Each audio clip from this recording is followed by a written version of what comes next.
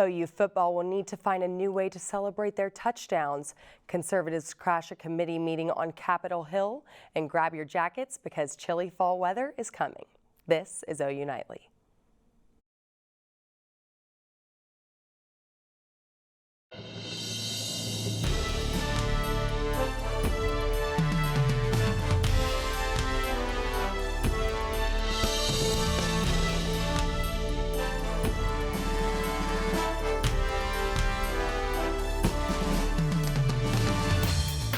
Hello, thanks for joining us for OU Nightly. I'm Libbey Dean. And I'm Kolby Terrell. We begin tonight with several big developments from the State Board of Regents.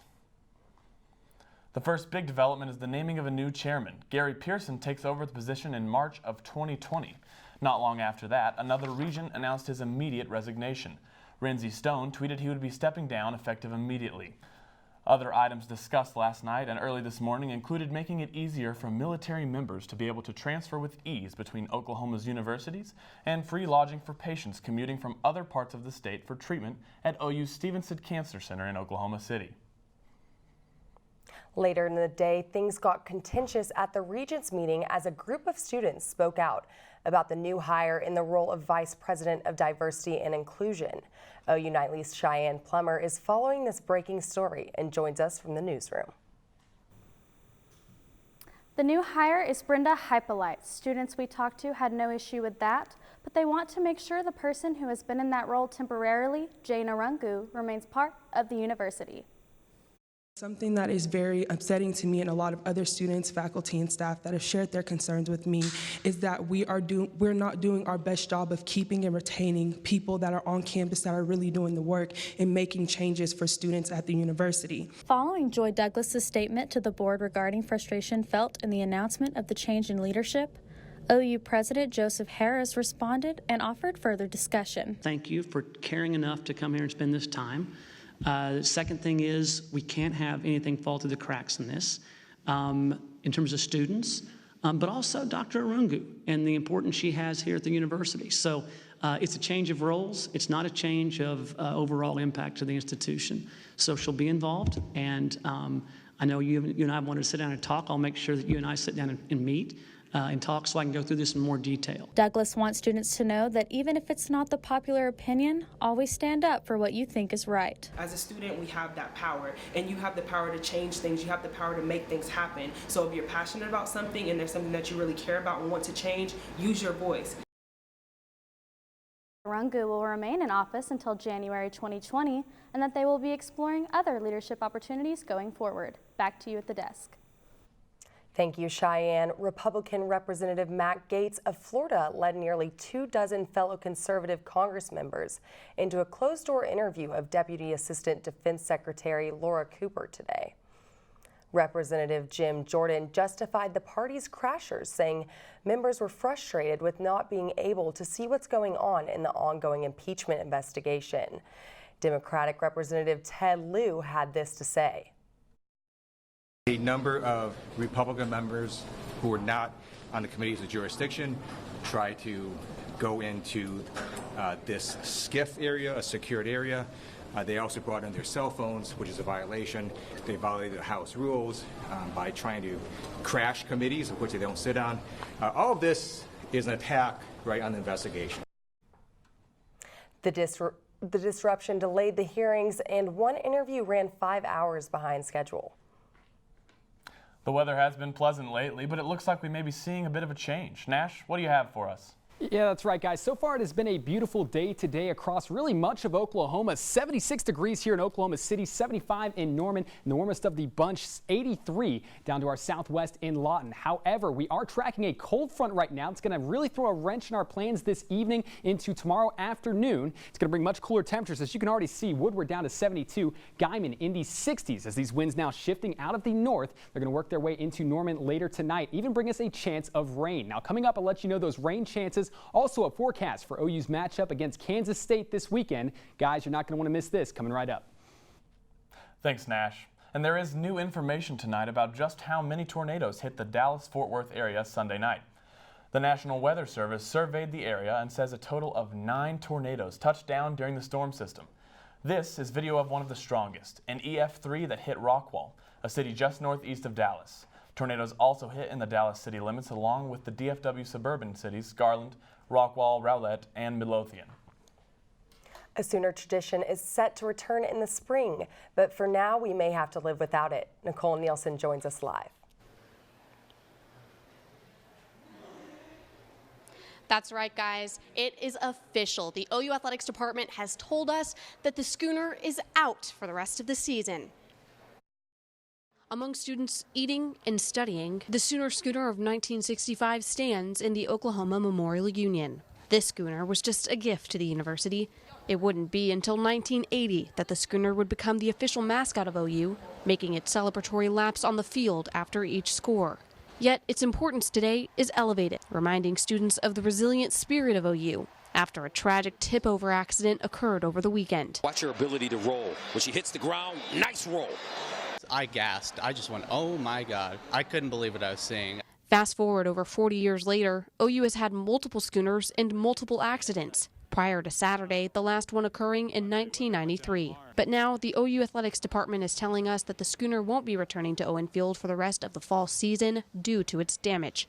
They stated, "We will repair the damaged schooner and its future use will be for static display. It is possible that it will be back at a game this season, but it won't run. We will also have a new schooner constructed, but there is no timetable for when it will be ready." But the student body is disappointed. The schooner is our official mascot, so I was really disappointed to see that it's not going to come back for the year. But this fan base is resilient and they're very loyal, so I think we'll find a way to push forward. And though right now there is no telling if the new schooner will look the same or if any adjustments will be made to make the new schooner any safer, Sooner Nation can just be glad it's coming back. It's a part of our tradition, so I'm just glad that they're not doing away with it completely. Now, we did ask the athletic department that if the Sooners were to make the playoffs, if we can expect to see the schooner then. They did not get back to us on that question. Live in the Union, Nicole Nielsen, OU Nightly. Thank you, Nicole. A horrific scene out of the United Kingdom has the Prime Minister speaking out. Sofia Olivas has more in the News Center. Yeah, Kolby, just east of London, police found 39 bodies in a trucking container that had arrived by sea early this morning. Authorities arrested the driver on suspicion of murder, and they believe this to be one of Britain's worst human smuggling tragedies. The vehicle was moved today to preserve the dignity of those victims. Prime Minister Boris Johnson called the incident appalling, and authorities are now focused on identifying each victim. And the president lifted all sanctions against Turkey this morning. Trump says this decision comes as the ceasefire in Syria would be permanent. The government of Turkey informed my administration that they would be stopping combat and their offensive in Syria and making the ceasefire permanent. So the sanctions will be lifted unless something happens that we're not happy with. Trump warns that should the Turkish fail to honor those obligations, crippling sanctions will be reimposed. And Facebook CEO Mark Zuckerberg is on Capitol Hill today defending the platform's new cryptocurrency to the House Financial Services Committee. Critics say the currency called Libra could destabilize the international economy. Zuckerberg insists that this is not an attempt to create a sovereign currency and that Libra will be backed mostly by dollars. Back to you guys at the desk. Thank you, Sophia. OU students may notice something missing around campus. Find out what new transportation methods will be available on OU grounds. Plus, Tulsa police officers may find themselves in a lawsuit after this past weekend. Coming up next on OU Nightly.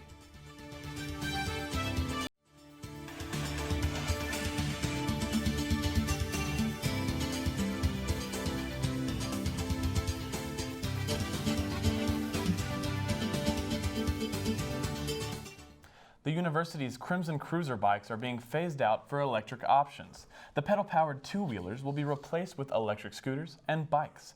Currently in a bidding process, Parking Services is looking for a revenue-sharing partnership to help fund infrastructure projects like scooter lanes and scooter parking. Students love to ride the scooters and may park them right at the front door of a building, and so the more parking options that we have, the better it is for students and the university. The goal is to have them on campus by the end of the semester. Well, 2020 isn't just a presidential election year. OU Nightly's Taitum Wilson tells us how Oklahomans could also vote on a measure that would extend health insurance to thousands. Supporters of expanding Medicaid will turn in signatures tomorrow to the Oklahoma Secretary of State in hopes of getting the measure on the ballot next year. A spokesperson for the Yes on 802 campaign says they expect to have more than the 178,000 signatures needed to put the issue to a vote in 2020. A Supreme Court ruling in 2012 made the expansion optional for states, and Governor Mary Fallin decided the federal funds that would have insured thousands of Oklahomans wasn't needed. Expanding Medicaid would come with a price tag, though. Oklahoma would have to pay an estimated $100 million. The leader of a Second Amendment advocacy group is considering a lawsuit after Tulsa police officers refused to let him enter Oktoberfest with a concealed handgun. There it clearly states that a person shall be allowed to carry a concealed handgun, but not openly while on the property. And I'd like Amendment Association President Don Spencer posted this video to social media of him talking to multiple officers. Spencer claims he can carry the firearm because the area is public, but law enforcement in the video say it is not public because organizers leased the property for the event. Oklahoma County District Judge Dawn Andrews is preventing a controversial abortion law from taking effect November 1st. This law was passed in the state legislature and signed by Governor Kevin Stitt. It requires doctors to tell women who are taking medication to end their pregnancies that the process can be reversed after they take the first of 2 pills. A Tulsa abortion clinic is fighting back, saying the claim is not supported by scientific evidence. Libbey, Kolby, back to you at the desk. Thanks, Taitum. And less than a week from Halloween, we do have a scary story for you. Find out what restaurant in Fells Point has some spooky guests later tonight on OU Nightly. Plus, Nash Rhodes joins us with a look at the upcoming cold front. Nash? Right, rain chances are in the forecast. Also, I've got your game day forecast for OU taking on Kansas State in the Little Apple.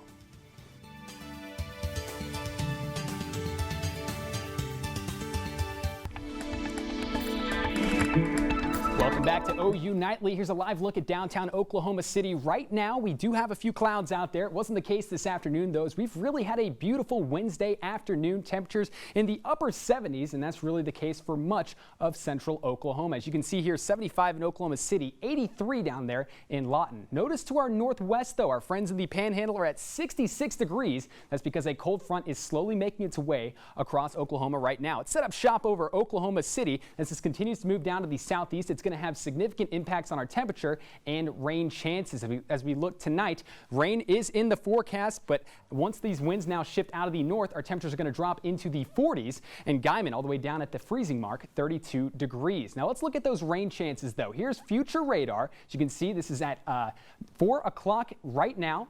As we forecast this out, rain chances are going to build just east of Oklahoma City, really stretching just south of Tulsa into Muskogee around 11 p.m. tonight. And as the night goes on, rain chances are only going to increase into tomorrow morning. The good news for us, we're really only just going to see some heavy cloud cover, maybe hit or miss rain chances, but the bulk of the rain is going to be down here near McAllister and in southeastern and northeastern Oklahoma. So tomorrow afternoon, very chilly, very strong winds from the north, so keep that in mind for your classes. Could even see a stray shower, but as we work into the evening and overnight hours tomorrow night, rain chances return, really stretching all the way down from the southwest to the northeast once again, as we really have 2 rounds of heavy rain in the forecast. Now, good news, this is going to completely get out of our hair by the weekend, so if you're planning on heading up to the matchup against OU and Kansas State, we're going to be in the upper 50s at kickoff for the second week in a row. Also, wind speeds from the north at about 5 to 10 miles per hour. We're really in a great place. Not going to need much in terms of sunblock because we will have some cloud cover out there as well. Now, let's look at that 7-day forecast once again. Temperatures are going to be in the 50s all the way through Friday as we're dealing with that cold front and those showers. Good news is we're going to heat up into the 60s for the weekend. But guys, look at that. On Monday, once we hit 61 degrees, the next day we drop back down into the 40s with more rain chances as we do have another cold front in the forecast for the start of the next work week. And guys, you wanted sweater weather. Well, we kind of got it in store now. We are in the 40s and 60s throughout the entire week. I'm going to have to bring out all my sweaters. I don't have enough. Well, thank you, Nash. Elton John added Oklahoma City to his Yellow Brick Road farewell tour. He'll play the Chesapeake Energy Arena on July 5th. The tour kicked off in 2018 and will last 3 years, visiting 5 continents and marking John's retirement from touring. If you're interested, ticket pre-sales start tomorrow at 10 a.m. on the website eltonjohn.com. And the NBA regular season is off to a great start. Ed Kemper Ball is here to talk about last night's tip-off. Kemper. That's right, the NBA season kicked off last night with a new banner for the champs in Toronto and the first battle for LA. And it's a clean slate for the Thunder as they get their seasons going tonight. Don't go anywhere. The NBA is back and sports is next.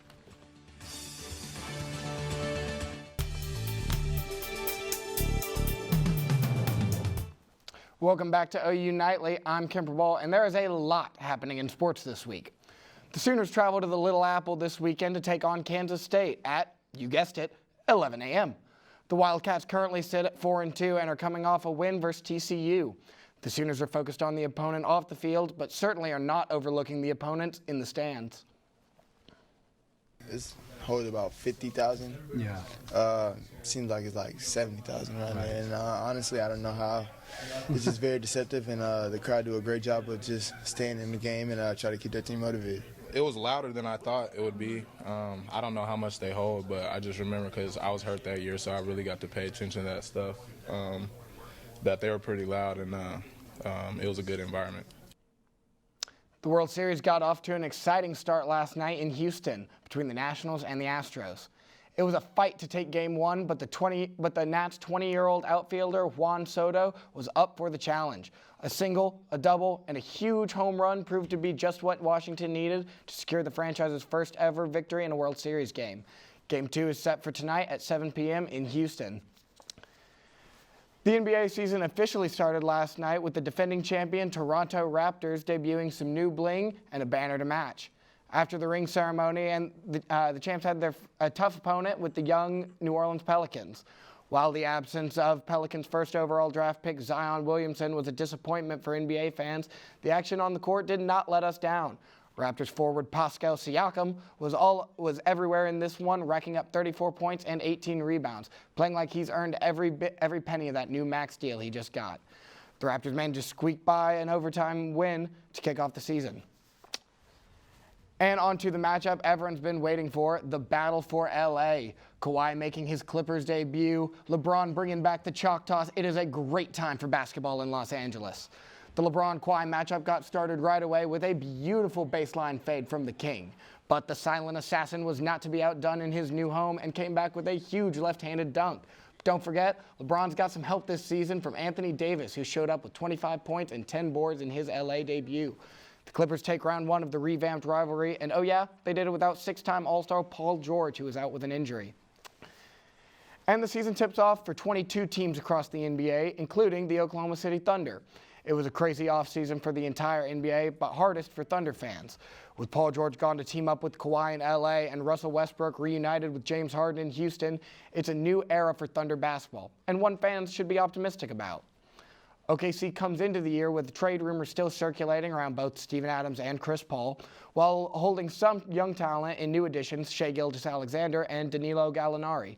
The season begins tonight in Utah with a matchup against the Jazz, which should provide a difficult test for the young roster against guys like Rudy Gobert and Donovan Mitchell. Tonight's game will tip off at 8 p.m.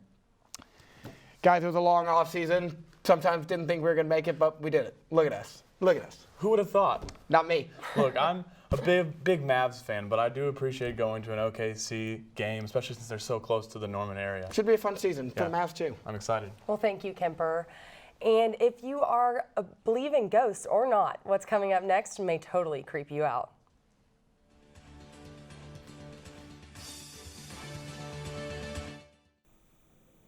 Welcome back. I'm Scott Haas at the OU Nightly Update Desk. Parts of Norman experienced a power outage last night after a car ran into an electric pole. The car crash happened east of Brandywine on Lindsay and affected nearly 1,600 people within the area. Most customers had their power restored within an hour and a half, but around 200 residents had to wait for the pole to be replaced before their power was restored around 5 a.m. Kolby. Thanks, Scott. Well, guys, Halloween is just 8 days away, and who doesn't love a good ghost story to put us in the spooky spirit? A restaurant in Baltimore is famous for its ghost tours. Recently, a customer sent in a chilling image. Now look closely at the third floor in this photo. A girl's hand seems to be stretched out through the window. The spookiest part was that the third floor was sealed the night that picture was taken. Now that creeps me out. Do you have any weather facts for us Well, today? yeah, nothing creepy, just more gross weather ahead, guys. I mean, over the next 2 days, we're going to be in the 50s with just some heavy rain showers right here on campus tomorrow morning and tomorrow night. So go ahead and be prepared for that. But otherwise, I mean, we're really just going to be in the 40s and 50s throughout the entire upcoming week, except for this weekend where we just get into the 60s. Well, thanks for watching OU Nightly, brought to you by Gaylord College at the University of Oklahoma. We'll see you back here tomorrow night. Have a great evening. Good night.